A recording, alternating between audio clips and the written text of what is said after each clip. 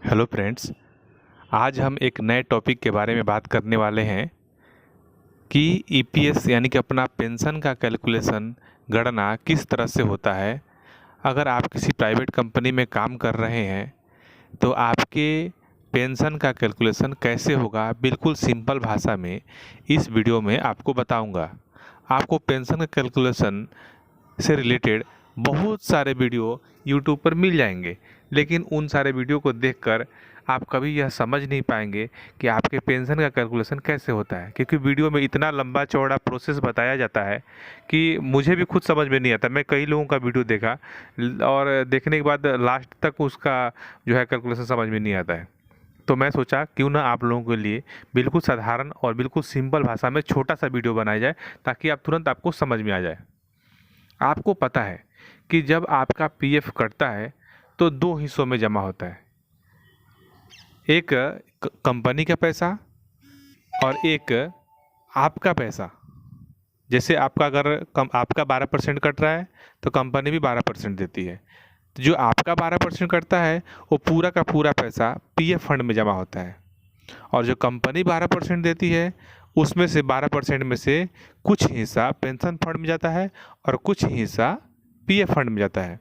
Pension fund में ज़्यादा हिस्सा जाता है, लगभग 8.33%, और पीएफ फंड में 3.67%।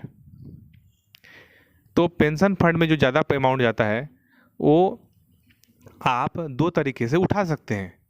पहला तरीका है कि आपका 9 साल 6 महीना से कम सर्विस पूरा हुआ है तो फॉर्म 10C भर के पूरा का पूरा पैसा उठा लीजिए। अगर आपका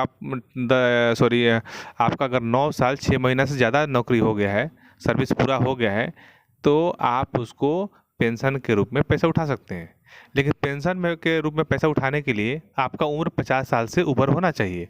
आपका भले ही 10 साल सर्विस पूरा हो गया हो, अगर आपका एज 50 साल से कम है तो आपको पेंशन के रूप में पैसा नहीं मिलेगा। तो आपको 50 साल तक इंतज़ार करना पड़ेगा। अब आप सोच रहे होंगे कि अगर आपका 50 साल के बाद उम्र 50 साल का पूरा हो जाता है तब आपका पेंशन कितना मिलेगा। तो इसमें बिल्कुल मैं साधारण भाषा में समझाऊंगा। आप बिल्कुल आपको टेंशन लेने की ज़रूरत नहीं है। अगर आपको वीडियो समझ में नहीं आएगी तो आप थोड़ा बैक करके वीडियो को आप समझिएगा। बिल्कुल आपको क्लियर, मैंने गारंटी देता हूँ कि आपको समझ में आ ही जाएगा। ईपीएफ यानी कि कर्मचारी भविष्य निधि पेंशन की गणना को समझने के लिए हम निम्नलिखित बिंदुओं पर ध्यान देंगे। पहला बिंदु है कि आपकी योग्यता। इसमें योग्यता में सबसे मेन जो पॉइंट होता है वो होता है सर्विस पीरियड। इसमें सर्विस पीरियड आपका नौकरी कम से कम 10 साल पूरा होना चाहिए। दूसरा जो बिंदु होता है वो होता है औसत वेतन यानी कि एवरेज सैलरी। अंतिम 60 महीनों का औसत वेतन का इसमें कैलकुलेशन किया जाता है। तीसरा पॉइंट है सेवा अवधि, पेंशनेबल जो सर्विस। पेंशनेबल सर्विस में क्या होता है कि आपने कितने साल टोटल सर्विस किया है। सपोज दैट कि आपने 25 साल सर्विस किया है, तो हम इस 25 साल सर्विस को एक बेस मानकर कैलकुलेशन करके यहाँ पे समझेंगे कि ईपीएस यानी कि पेंशन का कैलकुलेशन कैसे होता है। यदि आपका 10 साल सर्विस पूरा हो गया है और आपका उम्र 50 साल से ज़्यादा हो गया है तो उसका कैलकुलेशन किस तरह से करेंगे, इस फार्मूले पे आपका लगभग पेंशन का जो है अमाउंट है वो दिख जाएगा। तो चलिए पहले हम यहाँ पे फार्मूला आपको मैं लिख के स्क्रीन पे दिखा देता हूँ। ये जो आपको स्क्रीन पे फार्मूला दिख रहा है, इस फार्मूला में लिखा हुआ है, देखिए कि मासिक पेंशन बराबर औसत मासिक वेतन गुना सेवा अवधि और भाग लगा देंगे 70 से। अगर मान लीजिए कि आपका 15,000 रुपये बेसिक है तो पिछले 60 महीने का बेसिक सैलरी का जोड़ लगा लेंगे और उसको 60 से भाग निकाल देंगे तो आपका औसत बेसिक निकल जाएगा। किसी महीने में बेसिक कम होगा, किसी महीने में बेसिक ज़्यादा होगा। इस तरह से आप उसका एवरेज निकाल लेंगे, औसत निकाल लेंगे। बेसिक कम या ज़्यादा क्यों होगा, इसलिए कम या ज़्यादा होगा, कभी किसी महीने में आप एब्सेंट होंगे तो उस महीने में बेसिक कम होता है। तो आपको 60 महीने का बेसिक का औसत निकालना है, उसमें गुणा कर देना है आपने कितने साल सर्विस किया है। मान लीजिए कि आपने 25 साल सर्विस किया तो उसको गुणा कर देना है और उसको भाग कर देना है 70 से। तो मैं आपको एग्जाम्पल के लिए यहाँ पे देखिए स्क्रीन पे समझा रहा हूँ, स्क्रीन पे देखिए और उसके बाद आगे आप खुद भी कैलकुलेशन कर सकते हैं।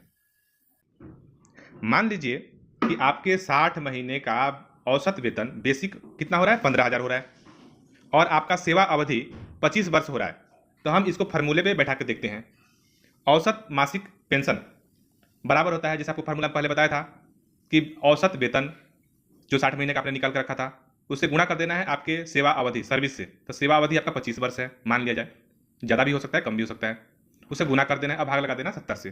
तो आपको यहाँ पे निकलेगा 5,357 रुपये।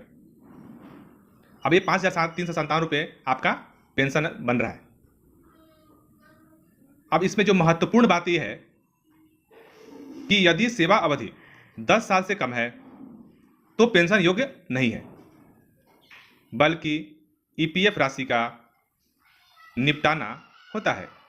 अगर आपका 10 साल से सर्विस कम है तो आप पूरा का पूरा ईपीएफ का पैसा और पेंशन का पैसा डायरेक्ट सेटलमेंट ले सकते हैं। ईपीएफ का पैसा फॉर्म 19 भरकर और ईपीएस का पैसा फॉर्म 10C भर के पूरा का पूरा पैसा एक साथ में उठा सकते हैं।